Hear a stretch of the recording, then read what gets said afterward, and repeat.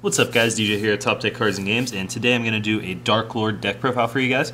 Darklords came out of the new Destiny Soldier set, and they are a ton of fun to play. If you know me, I've said this a million times before, but I like playing draw cards. They're a ton of fun to play with. Taking a bunch of actions in a turn is kind of the dream, and this is a deck that you can kind of pivot between going first and second, which I think is a unique trait in this format, as well as a deck not being susceptible to dimensional barrier. So it's able to play through the most commonly played trap in the format, and it's able to flex between first and second fairly well, so the die roll, while still important, doesn't ruin it. The deck is basically built to go first, but because of all the draw power and the tutoring, we're able to play a very powerful going second package as well without really diluting our deck.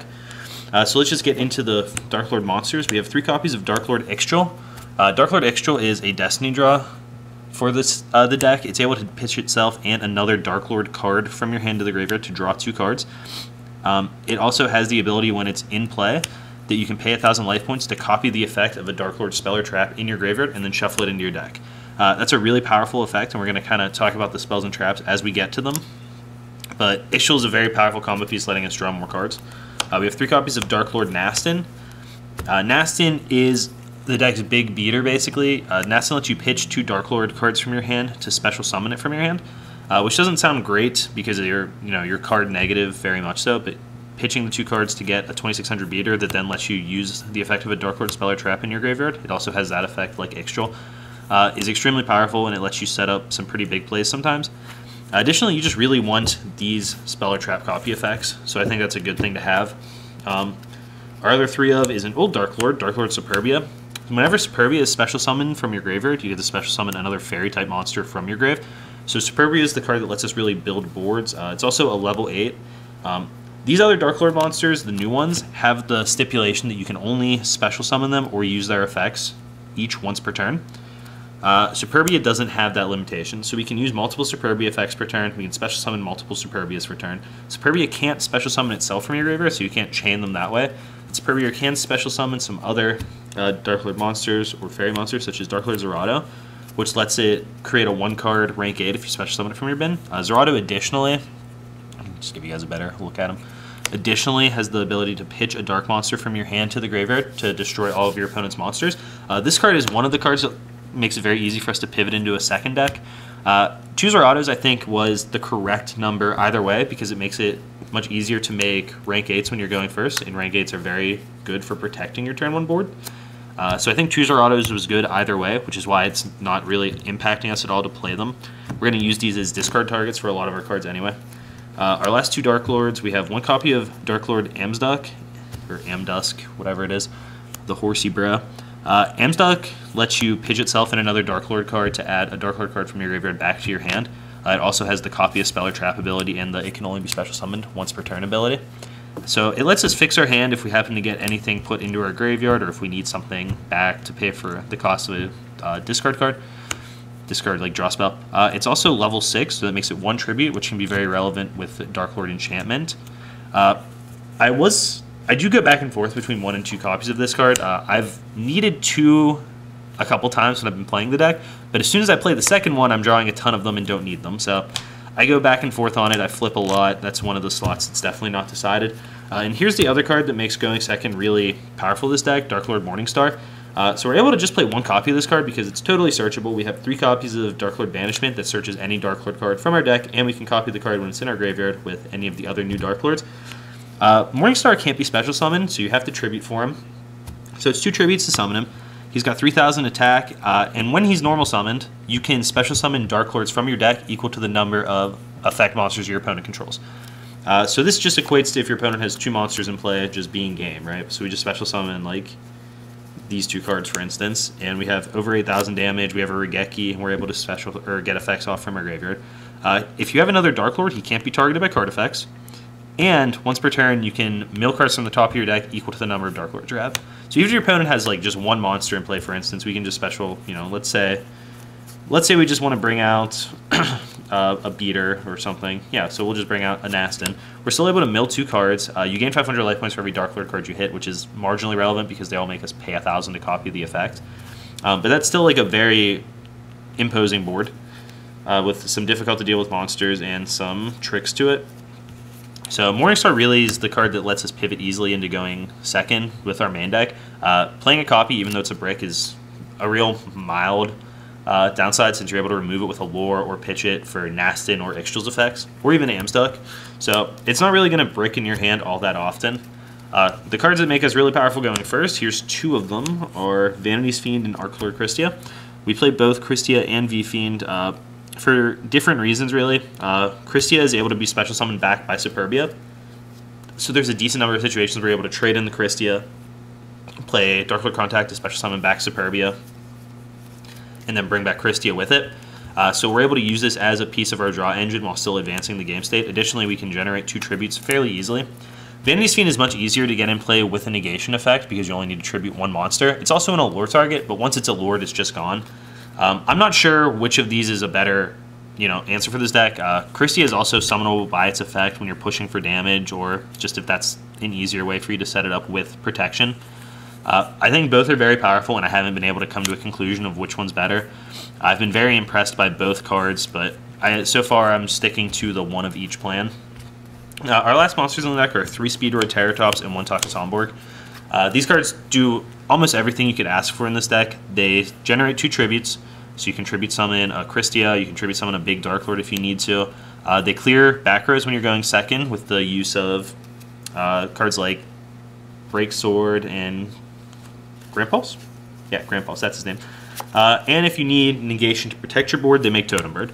So the cards really just do everything you need. Additionally, you can make Dante with them to unbreak your hand if you could mill a Darklord Speller Trap, and that might turn your hand live, or if you just needed to mill another Darklord monster for your Reborn to be live and your hand work. So they just really fix a lot of the deck's issues. You're very likely to draw into them turn 1. Drawing Takatomborg sucks, but it is what it is. The only real issue with the cards is occasionally Pot of Desires will banish Takatomborg before you've managed to summon Terratop. But I think that's worth the risk. Pot of Desires is just too good to not play in a deck like this that's combo based, so we've got them. 3 copies of Tradon and 3 copies of Allure of Darkness just to help us dig through our deck faster. We have a plethora of targets for each, so we're never really at risk of bricking on them. 3 Banishment of the Darklords.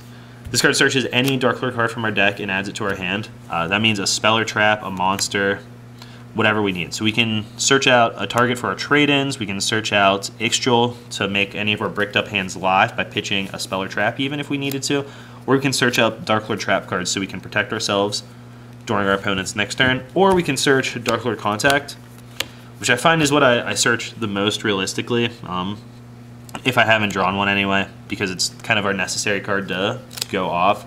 Contact lets you special summon a Darklord from your graveyard in defense position. That normally means you get back Superbia.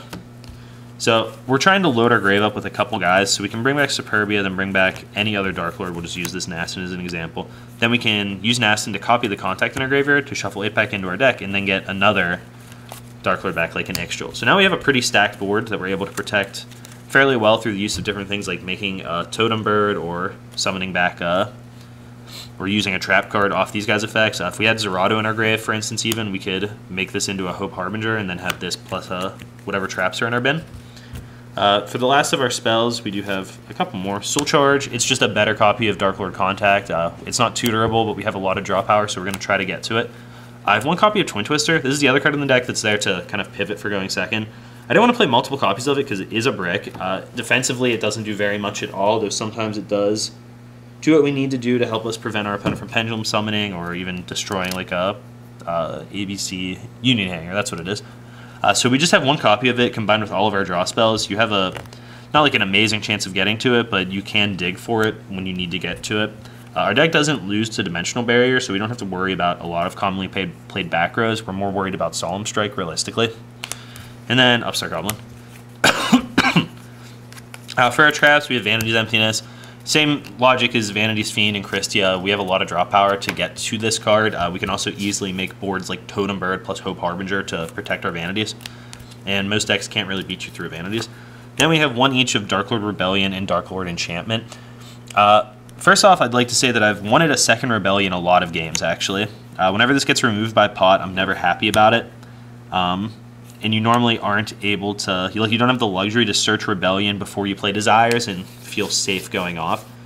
So this card's kind of in the same boat as Amsduck, where I've wanted the second one enough times that I've considered putting it in, but it's also not a strong enough card for our combo game plan for me to put a second one in yet.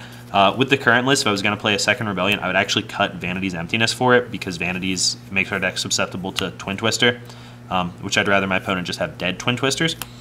Even if they Twister this card, like, we're going to have Darklord monsters to flash it back from our graveyard. So what these cards both do is they have a cost if you're sending a Darklord from your hand or from your field to the graveyard to activate them. Note that because that's a cost, if you copy their effects with any of the Darklords that copy from your graveyard, you don't have to pay the cost. So they would just do what they do. Neither of the cards target. Darklord Rebellion is a Regeki break, so you destroy a card on your opponent's field, but it does not target, so you're able to kill anything and it forces your opponent into weird situations. Enchantment is a mind control, but the monster can attack, I believe. I feel stupid right now. I've read these cards like 50 times, but I have foreign copies, and this ends up happening half the time when I try to explain what they do to people. But yeah, so they both don't target. They're able to set up very powerful protective board states by having them in your graveyard with these different Darklords that let us bring cards back from our bin. And with that, like, if you have a Rebellion set, even if your opponent were to blow it up, you can copy it from your graveyard, but you can play it, you know, discard one from your hand, then flash it back again. So you're able to get multiple protection abilities, and that's why I've considered cutting Vanities for a second Rebellion. I don't think that's a perfect... Yeah, it can attack. Okay, it just takes face up. So it's a brain control, not a mind control. Yeah, I've considered putting the second Rebellion in to make Twin Twisters a little bit less problematic, or not Twin Twister, and give us some redundancy as far as banishing this card with Pot of Desires goes, but I haven't come to a concrete decision on that yet. Other main deck cards that I think are worth talking about. Galaxy Queen's Light is a really interesting card.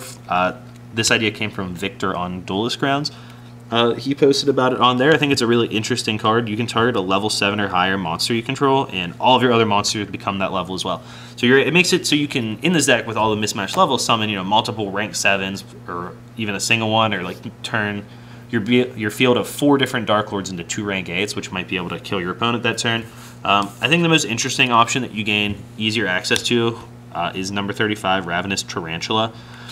This card's power...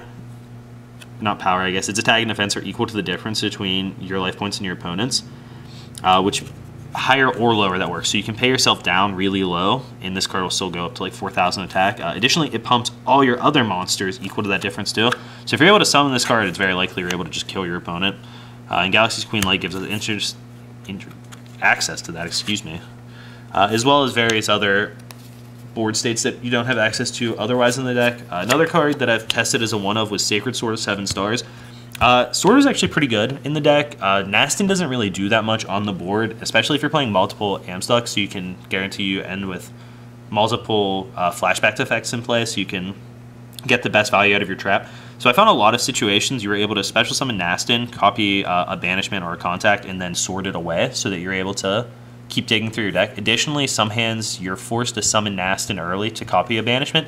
Then when you draw Terror Top, you can't really use it, and Sword lets you clear it off of your board to keep drawing cards and go a little more ham. With Sword, I did want an extra target for the card, and mostly I just wanted an excuse to play Dark Arm Dragon, because I have a First Ed foreign one, and that's freaking sick. So I was playing Dark Armed and Sword. I found that Dark Arm normally got removed for Allure or Sword, and was more or less never summoned. But I would consider trying it again over the Twin Twister, and I would definitely consider trying Sacred Sword again as well. I think this is probably a less optimal version of the deck, though maybe the one of Sacred Sword is correct. But I had a lot of fun playing with them because they're throwbacks to formats that I really enjoyed playing. Onto the extra deck, first we have our package of cards that we can summon with Terror Top. So that's Totem Bird, Break Sword, Grand Pulse, Dante. I'm not playing Corbage and Giga Brilliant because I don't think they're necessary. Clearing a defense mode monster hasn't come up as something that we needed to do, and if it is, I can just get rid of my Break Sword. Grand Pulse is wonderful in the deck, making our guys into an MST that leaves a monster in play for us to tribute. Dante helps unbrick us in some situations. I was a little skeptic at first because, like, we don't have very much guaranteed value off of him, but there's a decent number of hands that are like, if I mill a Darklord spell or trap, my hand's good. If I mill a Darklord monster, my hand is good. And Totem Bird is what turns our Terror Tops into protection cards. So it's really just a very versatile engine. It's tributes, it helps us unbrick, it helps us clear our opponent's cards when going second, and it sets up logs. We have one copy of Gaia Dragon. Gaia Dragon's in the deck for two reasons, I guess, we can make it, but mostly we're trying to Darklord enchantment our opponents' Exceed monsters and overlay Gaia over them. For the same reason, you can play Downerd Magician, but I haven't found that the successful decks in this format have warranted that. Normally they just, like, Toad decks are just going to negate your enchantment, but it might be correct to play Downerd anyway for those situations. Next we just have a pile of rank 8s. We have Lancelot and I guess Harbinger are the most comparable cards. Lancelot and Harbinger both negate our opponent's effects. Harbinger lets us pick what we do. Lancelot's forced to negate the first one, but because he's a big level dark monster, we can level him up into some of these guys. Which ones is it? Yeah, into Pain Gainer and then into Seven Sins. And these cards just are really strong and they give you a lot of flexibility from your extra deck, being able to make gigantic monsters. We have Giant Grinder and Alseid to answer our opponent's boards. Felgrand for when we need to negate an effect. Additionally, you can play this and protect your cards from Vanity's Fiend. Or not Vanity's Fiend, from Kieran, sorry. So it's one of the most key cards I found for beating metal foes when you play that matchup. Then we have our Dark Matter package of Cypher, Full Armor, and Dark Matter, which I've used for damage quite a few times, as well as helping me clear the board out. You don't get into the extra deck that often, so you're able to kind of take a little bit of liberty with what you're using. I think Galaxy's Queen's Light changes that dynamic a little bit, so if you want to play this card, you have to put more thought into your extra deck. Really, I think Giant Grinder is probably the most cuttable card, though if you cut it, that means Lancelot's your only way to bridge into these cards. With the current list, I would think, with the current main board, I don't think I would change anything except for maybe Downerd over Giant Grinder, but I haven't played Toad matchups enough to know if I need to be able to overlay their Toad into Downerd if I enchantment it. So that's a question I would need to play a little more to decide the answer to. But yeah, so there's a deck. It draws a lot of cards. That's kind of what I'm into, so it gets me going. I hope you guys like it too. Thanks a ton for watching. We'll have more Yu-Gi-Oh! Content coming soon.